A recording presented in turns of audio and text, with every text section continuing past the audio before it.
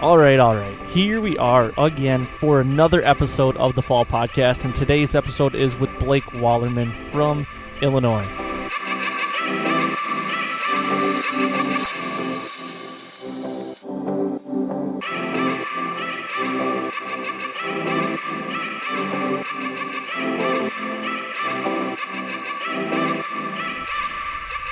Welcome to the Fall Podcast. I am your host, Aaron Blasey, and today is episode 142. Today's guest is Blake Wallerman. He is a return guest.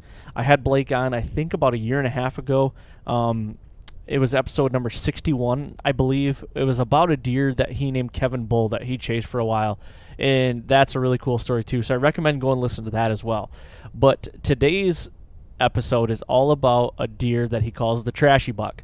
Now, this buck, at the end of this, when he kind of spills the beans on what this deer actually is, it blew my mind. So I'm going to wait for you to be able to listen to that, to the end.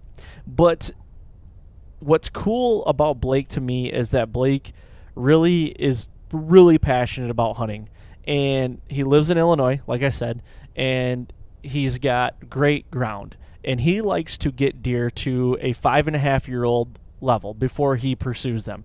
So this deer that we're talking about today, he has been, had an eye on this deer for 4 years. He found out about him when he was a 2-year-old, and then, basically the deer had the same core area throughout his lifespan here on the farm. But we get into that, his core area and how it shifted and everything, and basically we get into also like how when he decided to go after this deer, how everything just changed. Like, it's crazy how deer do that. It's almost like they have a sixth sense of like knowing someone's pursuing them now, but it's pretty wild. So this is a great episode. Thank you to Blake for coming on and doing this again. He's an awesome dude. So this one's going to be fun. Before I do get over to that interview, I just want to say thank you to everybody out there downloading and all the kind words about the podcast and the episodes. It really means a lot. So I appreciate that. And don't forget, obviously, if you listen to it on iTunes, go to iTunes and click the 5 stars if you would, and maybe leave a little review there. You can type in a little review. It can be anonymous as well, so nobody has to know it's you. I just appreciate you guys doing that. So thank you very much. And with that being said, I'm going to jump over to this interview with Blake, and we're going to get into this.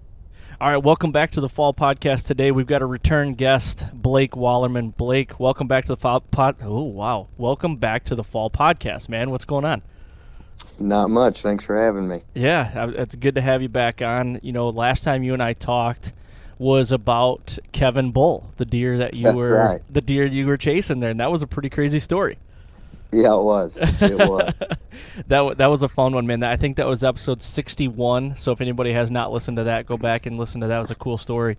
But you're back on today because it seems like you follow these deer for years on end, and then you just end up getting it done. It's awesome. I love following it on social media and then getting you on here to hear the whole story. So I mean, what's your deal? You just don't want to kill any new deer, or you just want to, make sure we've got them on the farm for 3 years and then we'll kill them? What's the deal with that? Well, I like to let them get to 5.5 if possible. But, sure. My favorite thing to do is follow them through the years.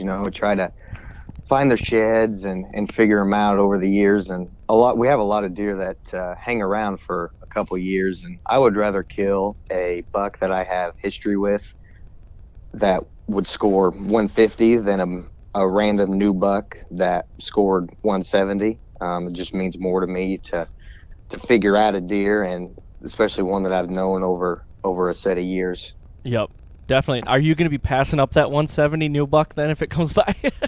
Absolutely not. No way. I was going to say, you are a bow hunter at heart, so that's right. I don't know a lot of people that would pass up just a newbie 170 that's roamed in. So no way, no chance at all. Yep. Well, let's get into this then. First of all, if anybody hasn't listened to that episode that we did before, kind of give a little backstory on who you are, where you're from, and what you do. Yeah, my name is Blake Hollerman, and I am from a very small town in southern Illinois called Dix. I am currently a junior at Indiana State. I've been bow hunting and gun hunting since I was old enough to go out there. I killed my first deer in third grade, and that's my passion. That's what takes up about 95% of my time. All my friends think I'm crazy for how addicted I am to it, but it's just what I love to do. Hell yeah, man. And I mean, you've got a lot of good, impressive deer to go with your track record, and we're just going to talk about that today. One more that you added to the list. So, I mean, let's kick it off. Like, first of all, did you name the deer? You got a name for him? Okay, what's his name? We got to know right offhand. The Trashy Buck. The Trashy Buck, okay. Yep. So I'm guessing he's just a gnarly old bastard that's just got a lot of stuff, junk points and all that. He is. He has a lot of extras going on around his bases down there, so that's how he got the name. Okay. So when did you first figure out this deer? When did you have him on the farm, and how old was he, and and how long, or I guess what year was that? So the first time we ever seen him would have been 2017 as a 2-year-old. Okay. What was he as a 2-year-old? He was a typical 8-pointer that would probably score 115. I mean, he was just your average run-of-the-mill 2-year-old at the time. Yep. Yeah, so, I mean, he was just one of those deer that probably never... I mean, did he show potential? Like, hey, man, another 2 years or so, this deer could really be something? Or was it like, he's just, like you said, run-of-the-mill, but let's see what he might show up into something? I mean, he never really looked like he would blow up into something huge, but he was always kind of unique. Yeah, okay. I mean, he was real tight racked, and he kind of had a bladed G2 and a little bit of stuff going on his bases even when he was young. Yep. So he was always kind of a unique deer, but we didn't really have high expectations for him as far as score-wise would go, but... Okay. So with that first year, I mean, obviously he's not even really on the radar then, because he wouldn't even be a deer you'd be targeting, but did you see him a lot? Yeah, quite a bit. Let's see, it was mid-October the first time I ever seen him as a 2-year-old, and he was one of the first deer. So that was the year that I bought my first ever camera. Okay. And he was one of the first deer that I ever took a photo of from the stand. Oh, that's cool. Yeah. So when he was, like, what was his core area? Was it pretty big, or, as a 2-year-old, they're kind of like little teenagers, so they're probably out running around all over. Like, was he a homebody, or, was he pretty, did he roam a lot? Even when I killed him, he had a huge home range. But everywhere that he went, just about, we could cover, whether that was our own ground or ground we had permission to hunt. I got you. He was on ground that we could monitor, but yeah, it was pretty big. Okay, so that first year, obviously not on the radar. Coming into the second year, which would have been 2018, correct? Correct. Okay, so he'd been, you're thinking 3 years old. What was he then? Right. Did he kind of blow up into anything? Not really. I mean, he made an average jump, I would say. He would probably score 125. Okay. At the time. He had a little split working on his G2, and then he still had a little bit going on his bases, but I mean, he still was just he wasn't a super impressive deer. I would just call him your average 3-year-old at the time. Yep. Now, was his home range and his core area stuff like that, like, was it relatively the same? Did he do a lot of the same stuff as he did as a 2-year-old? Yep, absolutely. It was just about, seen him out of the same sets and had cameras in the same spots. I got pictures of him in the same spot from the previous years. Okay, so you kind of knew going into a couple stands, like, you're going to see, this buck. Like, you just knew he'd probably show up eventually, and he was going to be off limits. I mean, was it one thing to where, like, you said he's only probably right around Pope and Young, which he didn't make that big of a jump, honestly. I mean, with your deer, year in and year out, I know a lot of deer are different, but do you see, like, what is an average jump for deer around deer area? Like, what do you, like, as far as inches go? Not like your, one deer that's, like, just, like, blew right up, but, like, what are the average, 20 inches, 30 inches? Like, what is the average, you think? I would say from 2 to 3 is usually around 15, and Okay. then from 3 to 4 around here is usually when we notice them make their biggest jump, which I would say is around 20, sometimes even more. And my dad shot a buck this year that was a 4-year-old that scored 162, and last year he was upper 120s, right at 130. Oh, So wow. he made a pretty hefty jump. Okay. Now, seeing him as a 3-year-old, were you like, okay, 3 to 4, knowing, with past deer is like could be his big year to jump? Were you ever thinking about him, or was it just like, oh shit, here comes that deer again, or was it like, I really want to see what he jumps into yet? Yeah, I mean, I had no thoughts of shooting him as a 3-year-old or anything, but he just with the way he was shaped and the uniqueness that he had, I was kind of interested to see what he would become the next year. To see if the stuff he had going on his brow tines would just stay, an inch long, or if it would start to get bigger and he would put on, more inches down there, and see how big of a jump he would make. I was really hoping he'd make a pretty good one. Yep. Now, was he same kind of frame though, like pretty tight still, like not very wide? Yep, he's looked the same all throughout his life. He was super tight racked and heavy and decent tine length, but always just kind of been a basket rack, really. Yep, I gotcha. Okay, so anything unique happened to that deer at all, like in his that year? Like, you have a lot of encounters with him, but was he running with a deer that you guys were chasing at all, or anything like that? Yeah, well, at the time he was running with a buck that buck that my dad ended up killing this year. Okay. We had several pictures of them together all the time, but other than that, he was by himself most of the time. I gotcha. Did you find any sheds or anything off him coming in, out of that second or third year? So I have a shed off of him as a 4-year-old, and then after I killed him, my neighbor actually texted me and said that he has a shed of him as a 2-year-old that I could have. So Oh wow, okay. yeah, yep. So I'll have that one as well. Okay. So coming out of I say his third year, but him being 3.5 years old, what, coming into the summer, I'm guessing you guys probably had a lot of, pictures and stuff of him in the summer. Like when he showed up in velvet and everything for his 4.5-year-old year, what was he like? Was he like, oh shit, okay, now we've got something? So as a 4-year-old, he put on quite a bit of extra stuff around his bases, and he got a lot heavier, but he still wasn't really, super impressive, or, something that we wanted to target yet. But he did make a decent jump. I mean, he probably put on 15 inches Okay. from 3 to 4, but still didn't want to shoot him as a 4-year-old, wanted to let him get to 5. And as a 4-year-old, he looked like he had a lot more potential to put on a lot of inches going into the next year. Okay. So now, how many scoreable was he as a 4-year-old? I'm going to say around probably 13 or 14. Okay. So was he a mainframe 8 again? Same kind of frame? Mainframe 10. Oh, so he threw G4s then. Okay. Yep. I gotcha. So he's a 10. So he grew 2 more antlers. Now, anything unique happened that year? I mean, did you see him a lot again? Was he doing the same things as he was the previous 2 years?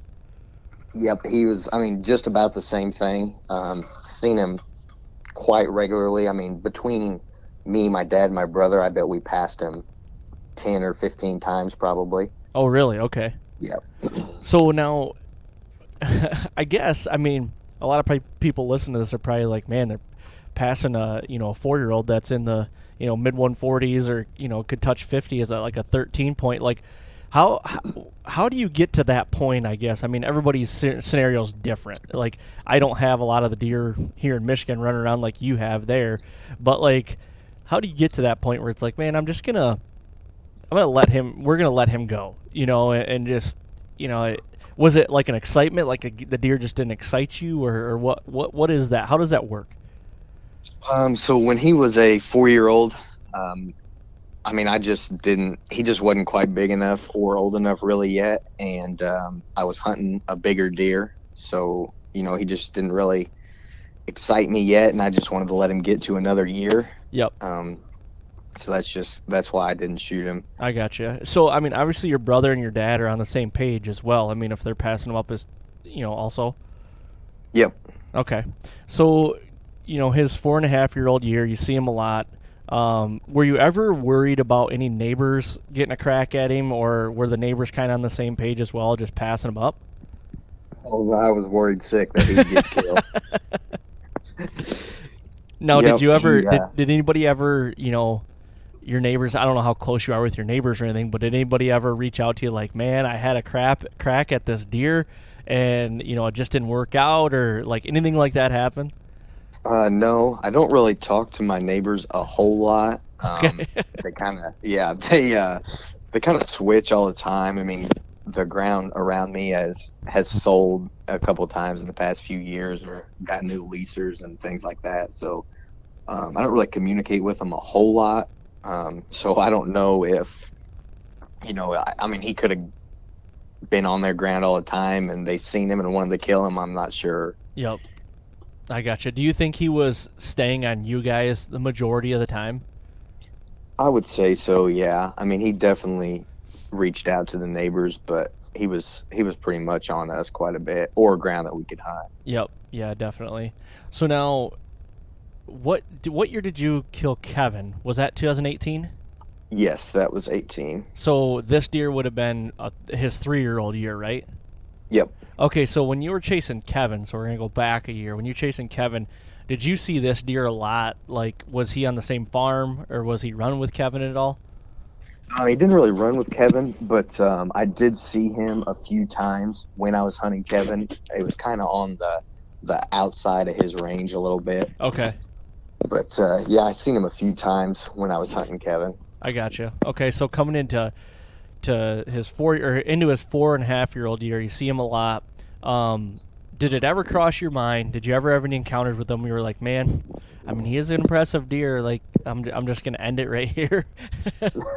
No, not really. I mean, I've seen him quite a few times and could have killed him several times. And I mean, it never crossed my mind to kill him. I never picked up my bow, and he didn't really get me excited. So it was a pretty easy decision. Yeah, well, I totally get that, man. It's same thing with me. I mean, if a deer just doesn't get me excited, he doesn't get me excited. I totally get that.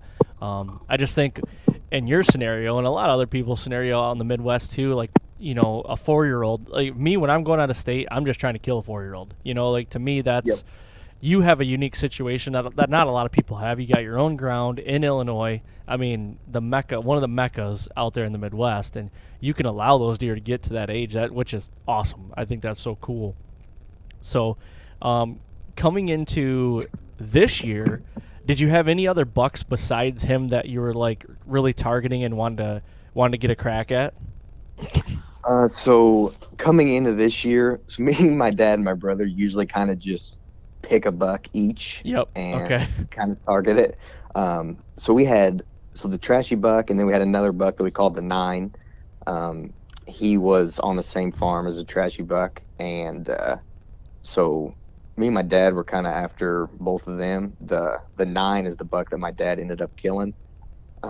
So me and him were hunting both of those deer, but he killed that deer October 4th, I think. Okay. Yeah, so I mean, a week into season, and that deer was dead. So that left me with a trashy buck. I got you. Now with that deer, were those 2 bucks like running together, the 9 and the trashy buck? Then, like you said, they were earlier, when he was a younger deer, right? Right. Yep. Okay, so were they running together at all, this year as well? A little bit, not as much as they were when they were younger.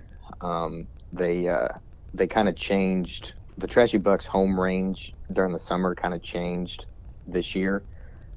So they were about half a mile apart as their main core during the summer and the early season. Okay. Now, did you ever see a change once your dad killed that deer? Did you ever see a change in, the trashy buck's demeanor or his range at all? Did he start roaming a little more and take on a little bit more now that I'm guessing your dad's buck was probably one of the more dominant mature bucks in the area. So did you ever see anything like change with his range? I mean, he killed that deer so early that I didn't really notice much because the trashy buck was still on an early season pattern. He didn't really start roaming much until later in October. Okay. But I mean, that could have changed if that buck was still alive. You know, I'm not real sure how that would have played out, but for sure. So now coming into the summer, this last summer, you're getting cameras out and everything. Now, were you like, was it in your head that before even seeing what he was gonna be, like, this is a deer that I really want to hone in on this year? Yeah, I mean, coming into the year, he was just about my number one. So I knew that once we seen him this year, that I would probably kill him. Okay. Regardless of what he put on, really, that I would probably target him. Okay, and you found his shed after his 3-year-old year, right? 4-year-old year. Or 4-year-old year. So Yep. you found his shed this last shed season. So when you picked up his shed, were you like kind of pleasantly surprised? Like, man, he's kind of bigger than I thought. Yes, by far. My brother actually found it, and I mean, we thought he was. I mean, we didn't think he was all that big at all. And then when we found that shed, if he'd had matching sides, he'd have been around 140, you know, give or take. I mean, Yep.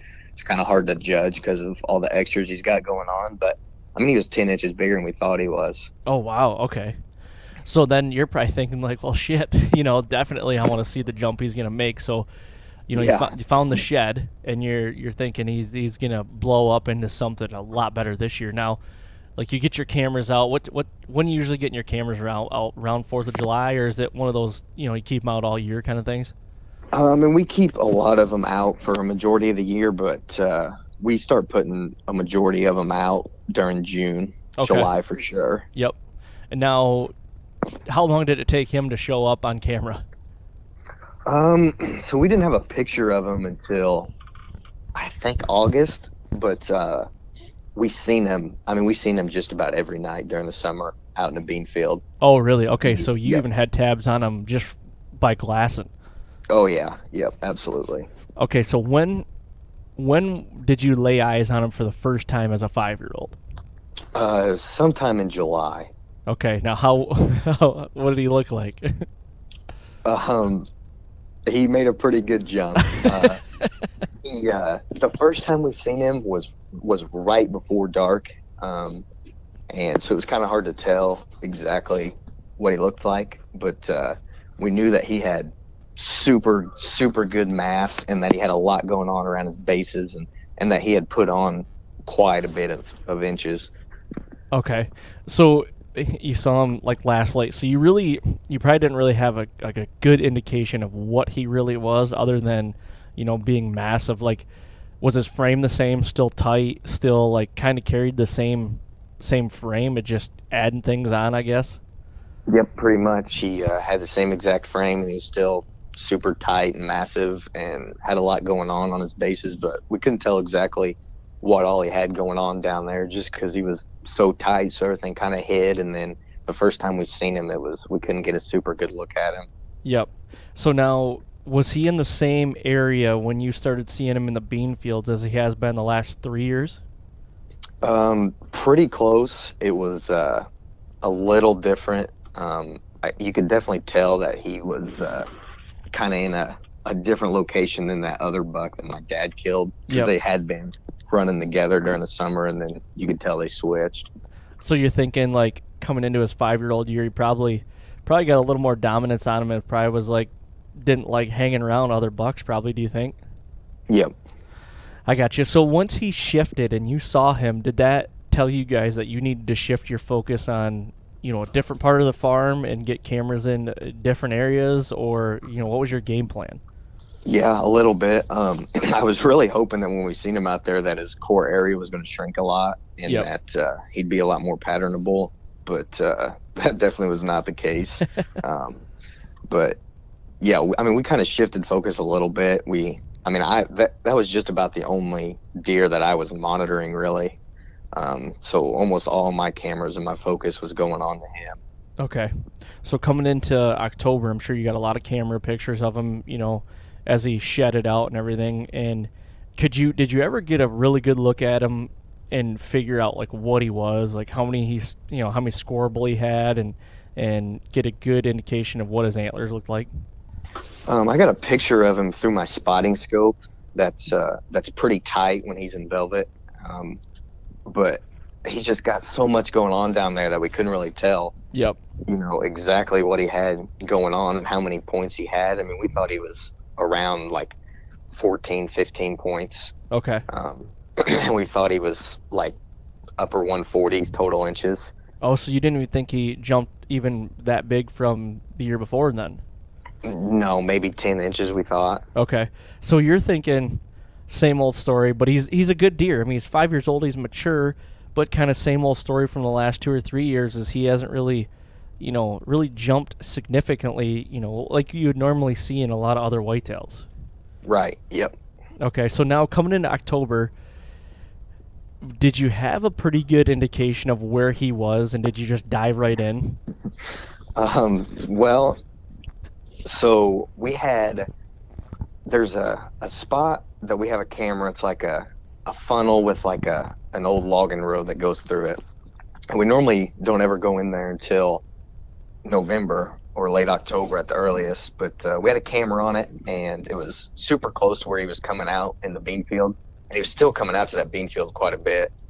And we hung a camera there in early September, and we went and checked it. I think it was the day before season. I think it was the 30th of September. And he had been on there in the daylight multiple times.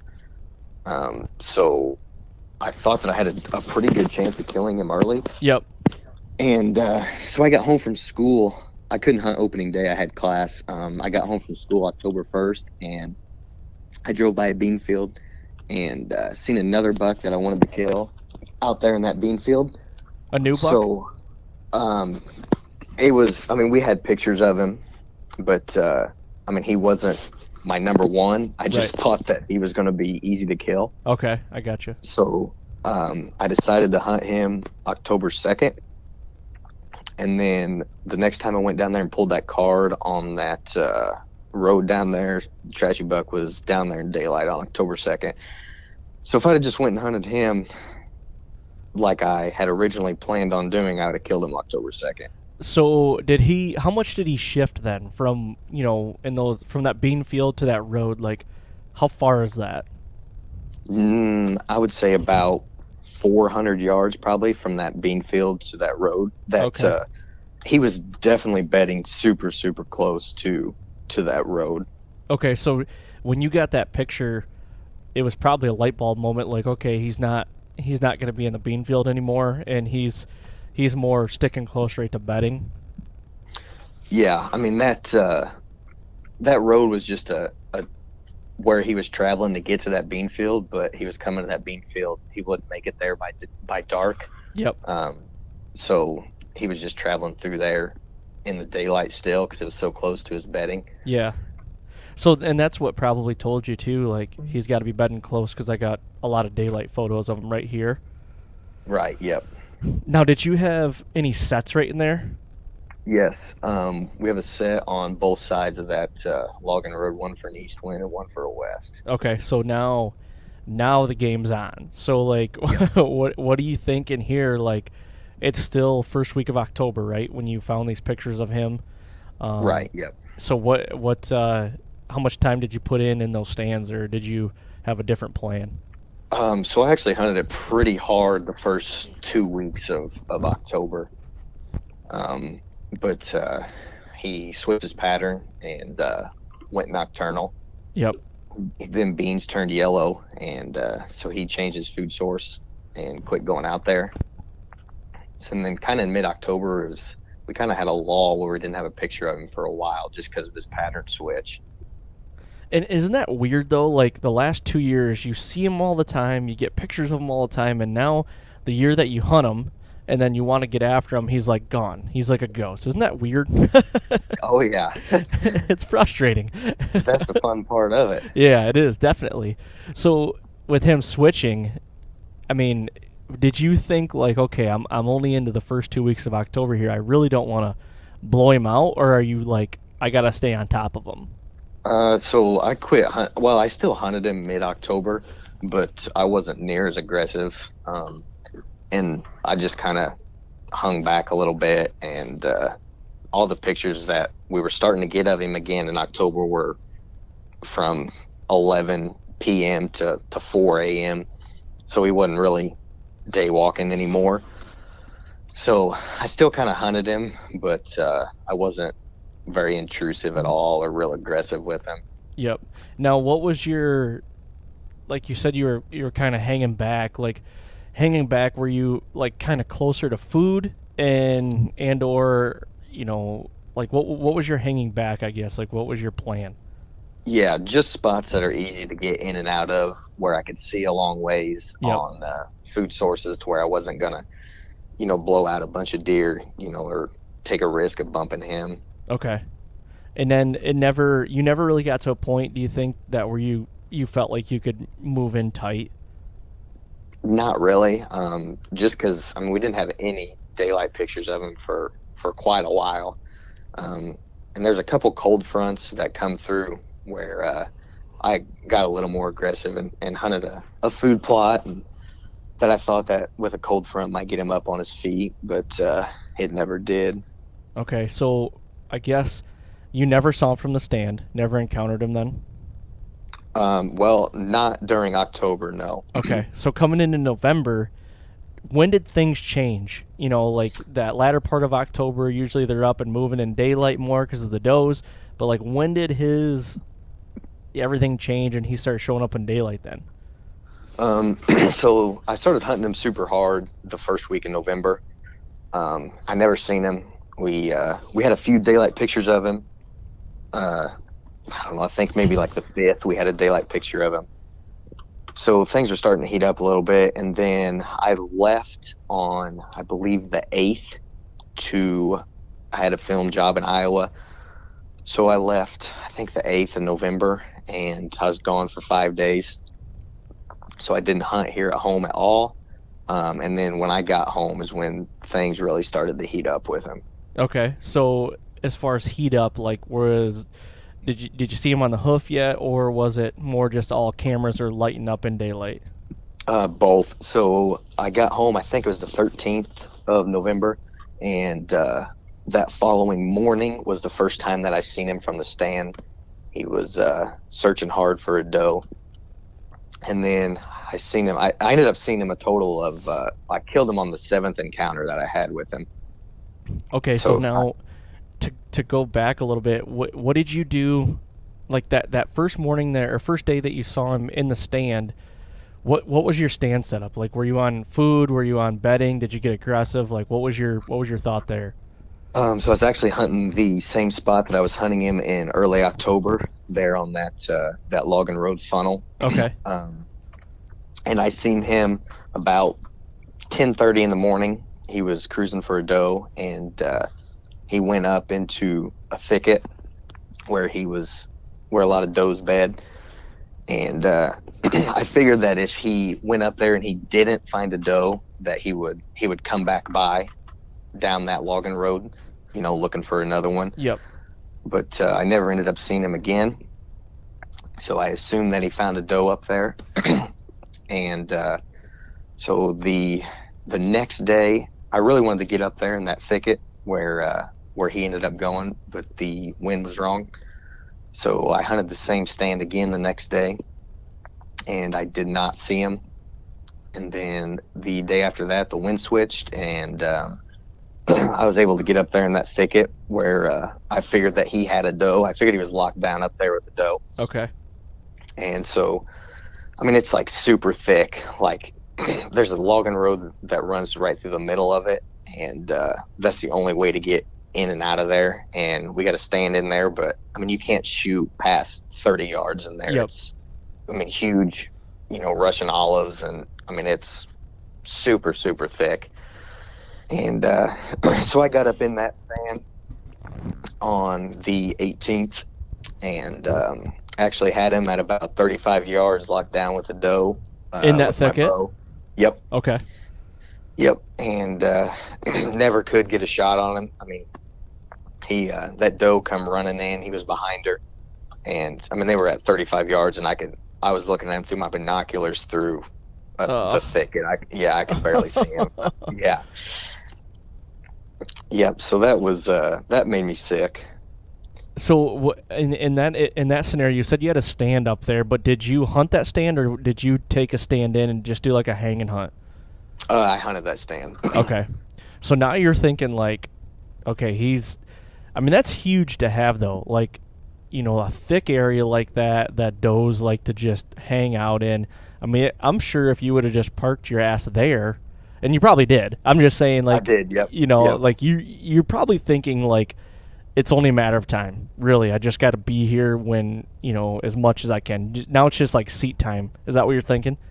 Yeah, pretty much. I knew that the only reason that he was in there was because he was locked down with that doe, and he was trying to get her away from other bucks, get her off by herself.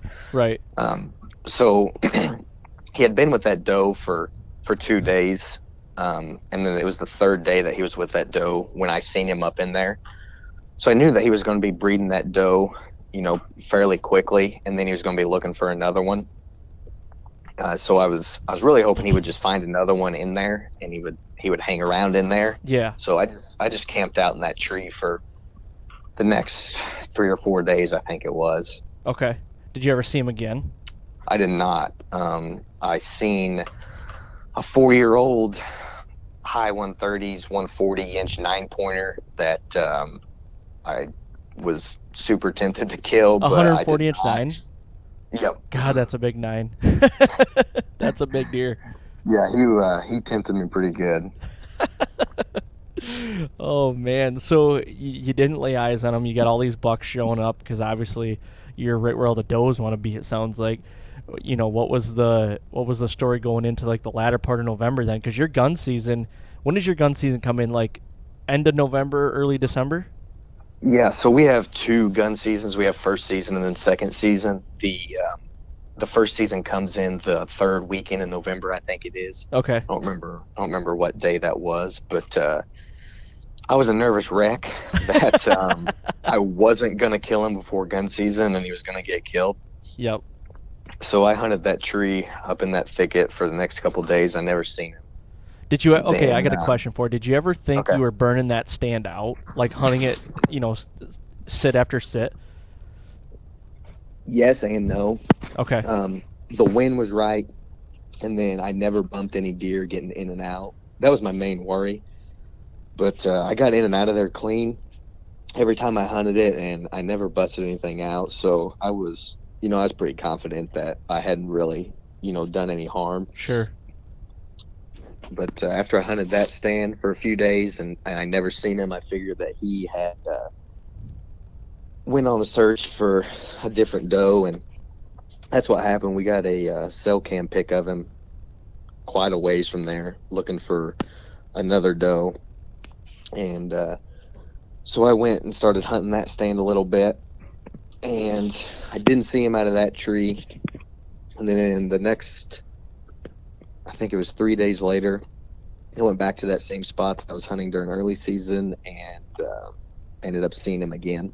Okay, so now how far is quite a bit of ways away from where you were seeing him when you got that cell cam pic? 3/4 to a mile. Okay, so he's roaming. He's looking for that doe. Yep. He was looking hard. So now you go back and you hunt the early season spot on that road, I'm guessing? Yep. And then you see him again. So is it like, this has got to be his core area then, don't you think?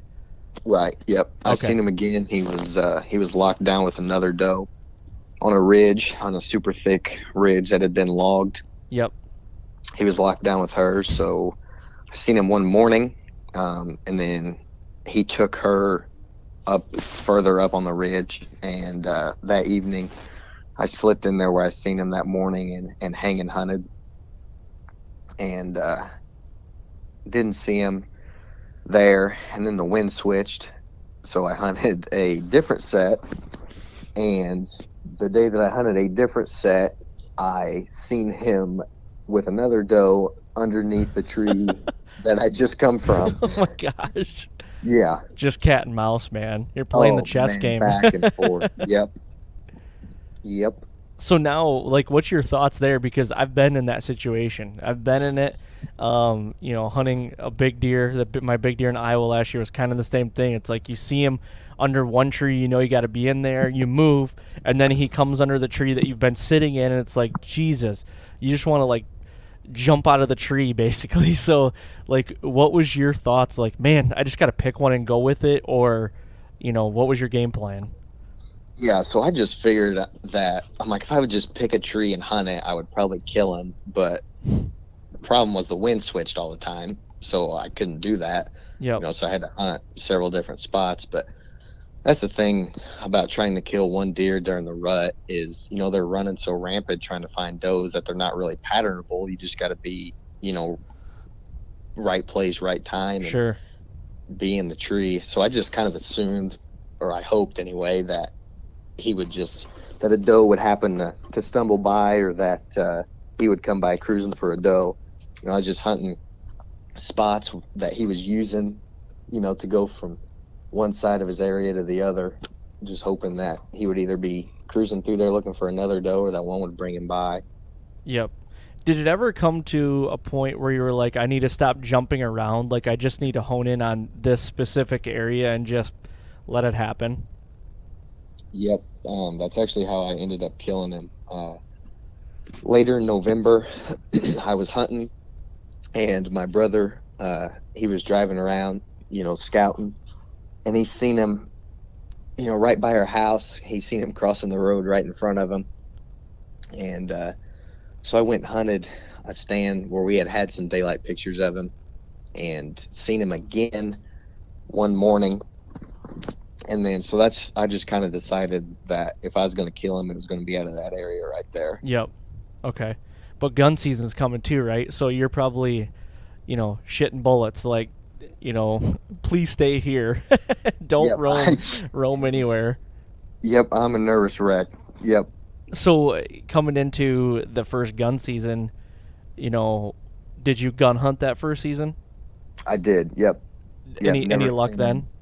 Nope, never seen him once. Oh, I'm guessing every gunshot you heard, you were like cringing. Every shot I heard turned me inside out.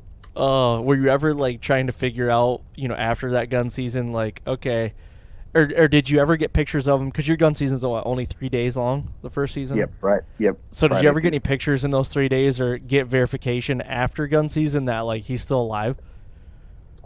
We had no pictures of him during gun season, and then it was a few days after gun season I seen him again. Oh. So yeah, yep. So I knew he was alive. Yep. You can be off suicide watch. Yep. You're exactly right. So, how many days in between gun seasons do you guys have for, that? Because you have that first season, the second season. How many days in between are there? Like 5 or 6 days, or is it more than that?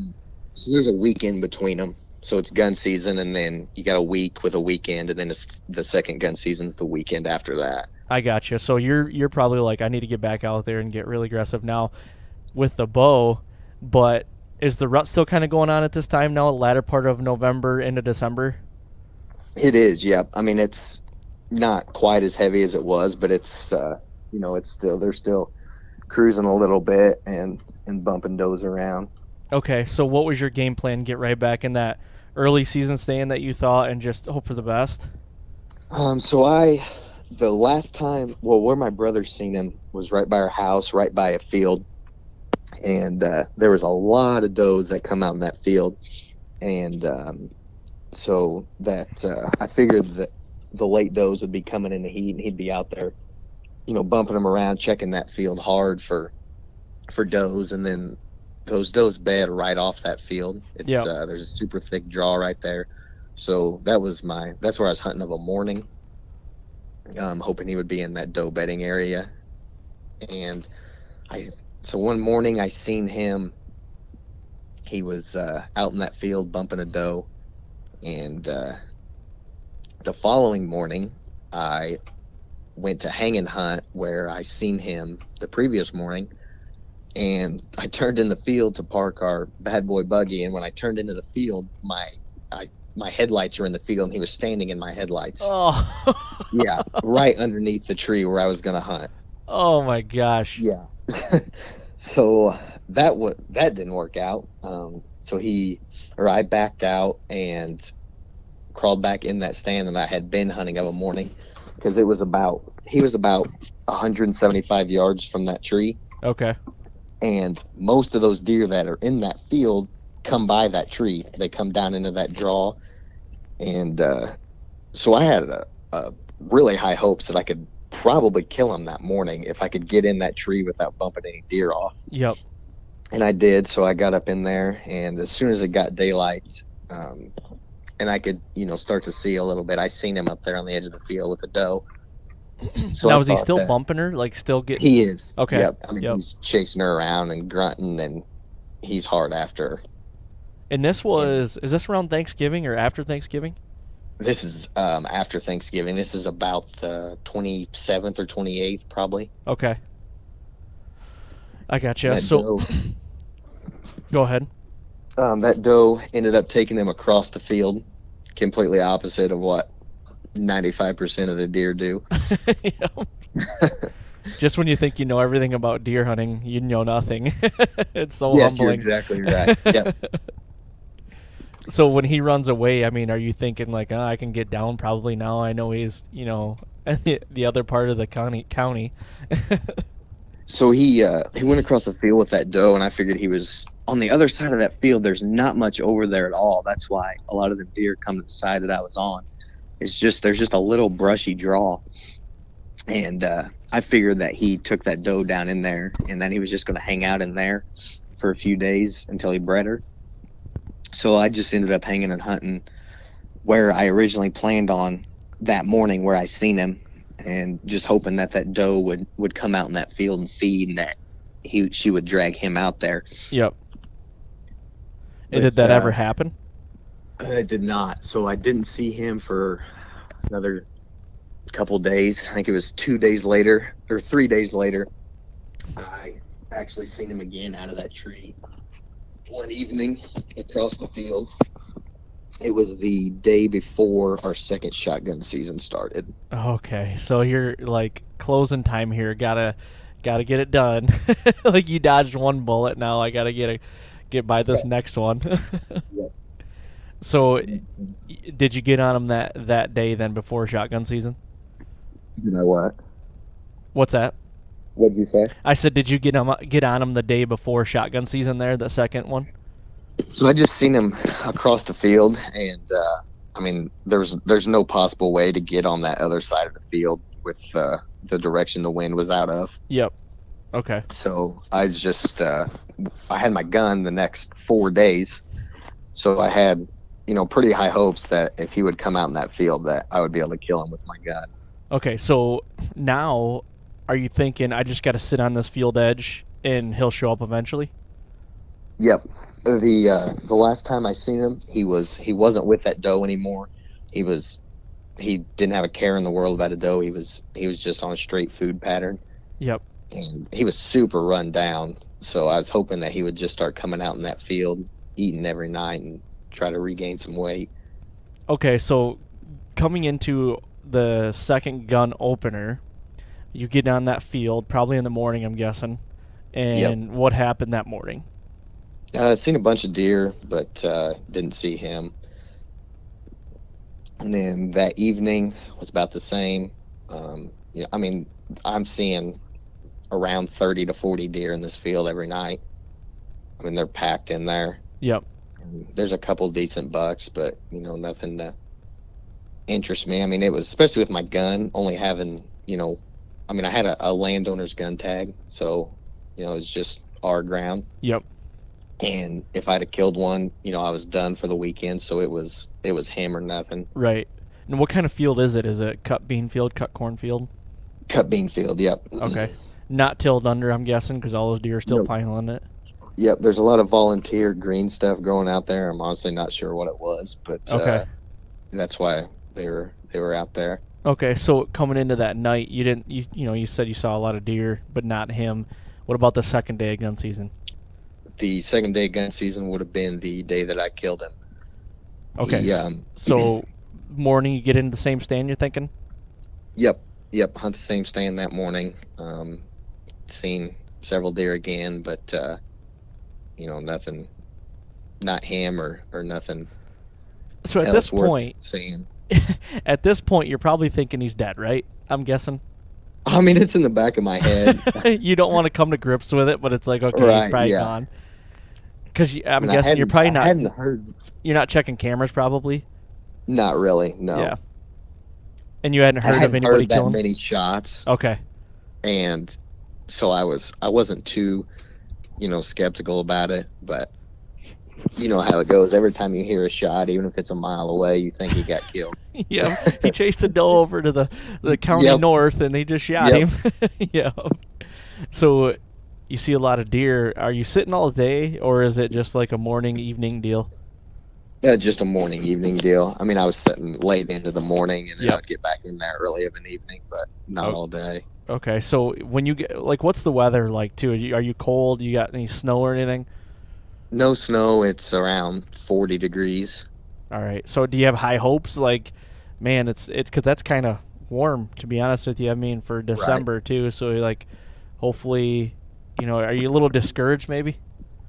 A little bit, yeah. It was kind of cloudy and super low pressure those first sits I had there at gun season. Yep. And then that night it kind of cooled off a little bit, and it was sunny, and the pressure was high. So I had I actually had a really good feeling going into that sit that it would be a good sit. I didn't know if I would kill him, but I figured that it would be, I would see more deer and more bucks than I had the last couple hunts. Okay. So take us through that sit. Like, what time did you get out there and sit? So I got out there at about 1, and there were so many deer coming to that field that they were getting out there early. Okay. And 8 or 10 does come out at like 1:30, and by 3:30 the field was full, and so I had a super good feeling. You just get that feeling sometimes that it's that something might happen. Yep. I had that feeling, and I texted one of my buddies at about 3:35, and I said, man, I just got a good feeling that I might see him tonight. And about 5 minutes after I texted him that, he come out in the field at about 250 yards. Yep. Is he on a doe, or is he by himself? Nope, by himself, just eating. Okay. And so he come out of the corner of the field at about 250, 275, and when there's probably 20, 25 deer in the field, and they were all at about 100, 120 yards. Yep.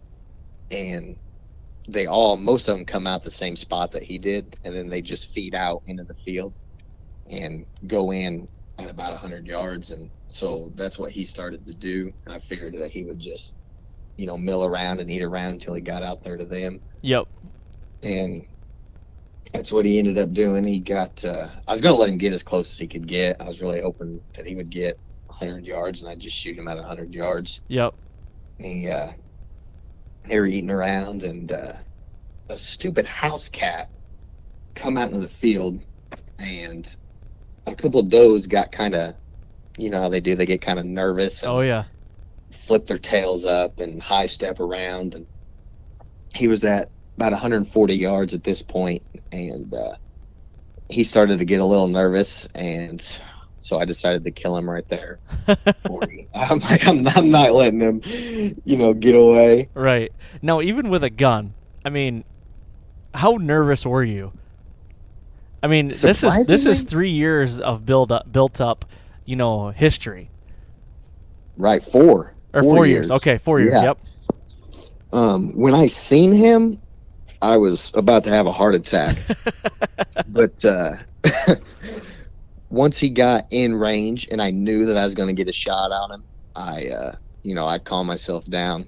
Yep. That's usually the way I am. Whenever I figure out that I'm going to get an opportunity, I usually calm down pretty good. Yep. Okay. But until then, I mean, when he was eating around in that field out there at like 200 yards, I mean, my heart was about to beat out of my chest.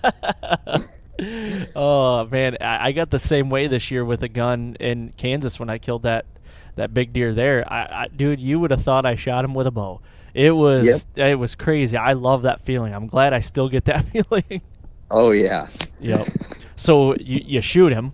I mean, good hit. Did he run off? Drop right there? What was the deal? Dropped right there where he was standing. Oh my gosh. Yep.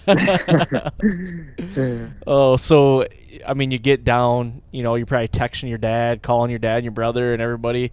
But like when you get down and walk up to him, I mean, you still like you have an idea of what he is, but like you still don't really know how big he is, right?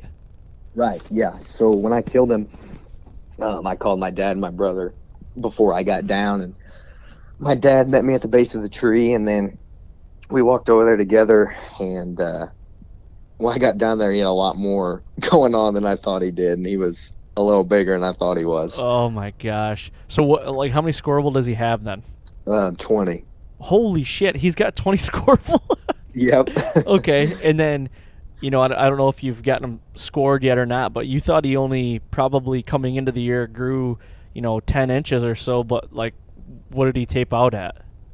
So when I killed him, we always, me, my brother, and my dad, we always guess what he is. Yep. And I said right at 150. I said like 146 to 148, and then my dad was taping him, and I was writing down the measurements, and I added up the right side, and I'm like, oh dang, he's a lot bigger than I thought he was, and he taped out at 162 and 5/8. Holy crap, man!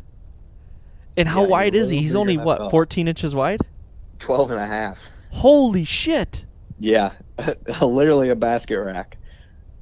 You literally could say I shot a basket rack 20-point. That scored 160s. Yep. Dude, what was it again? 166? 162 and 5/8. Oh my gosh. Like, that's crazy to me. Yeah, me too. Pleasantly surprised. So is that your biggest deer so far? No, it's not. Okay. My biggest is 172. Okay, I gotcha. Man, I'll tell you, and like the thing is, so just kind of going off, and I don't want to bring up the deer that I just killed in Kansas, but we have, like, he broke a lot off, but with his, we've got a whole bunch of pictures with him with, complete side and everything. He had 14 scoreable, but he was almost 17 inches inside, but he had huge bases, and he scored right at 160. Like, those are two totally different deer. I mean, obviously you got more points too, but wow, I would have never guessed that after seeing the pictures. I mean, he's a giant deer, but that's huge. Yeah, I mean, super deceiving deer. I mean, until you really get down there and look at everything that he's got going on. I mean, he doesn't. I mean, still, I look at the pictures and I'm like, he does not look that big to me. Wow, that's crazy. How big were his bases? One of them was 7.5, and the other one was 6. Oh my gosh, I never thought I'd like 6.5. Mine had 6.5, and I'm like, that's big. And yours is over 7. Holy yeah, I mean, crap. I couldn't get my hands. I mean, there was an inch or two of gap between my fingers on that one side. Dude, what a toad. Yeah. So do you still think he's 5 years old? Yep. Okay. Yep, I would say so. Yep. Man. So then do you think with his 4-year-old, how big he was as a 4-year-old, do you think he still scored what you thought as a 4-year-old, or do you think he was a little bigger? So me and my brother scored the shed that we found. Yep. I don't remember what it scored exactly, but if he'd had matching sides, he would have been right at 140. Okay.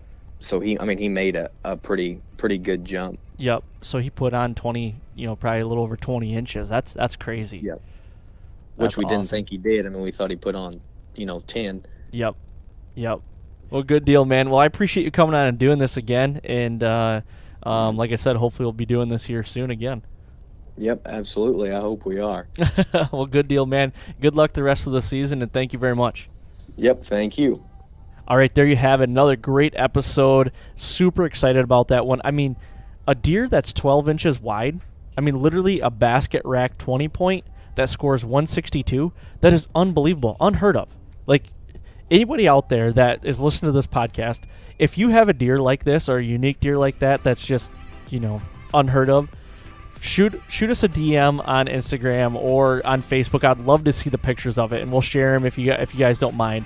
But like, I would love to see unique deer like that. I mean, literally, I'm sitting in my deer camp right now, and I'm looking at a whole bunch of bucks that are 12 inches wide that might score like 110.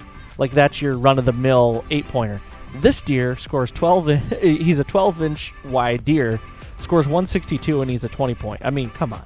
That is like one of the most unique deer. That is so cool to me. I love that. That's what I love about whitetails, because none of the two are the exact same. So that's awesome. So awesome. Very cool. So thank you to everybody for all the support. I'm gonna stop rambling here. Appreciate you guys listening to this, and yeah, go and leave a 5-star rating and leave a review on iTunes if you would, and please tell a friend about the podcast. So thank you very much, and we'll be right here next week on the Fall Podcast. Thanks, guys.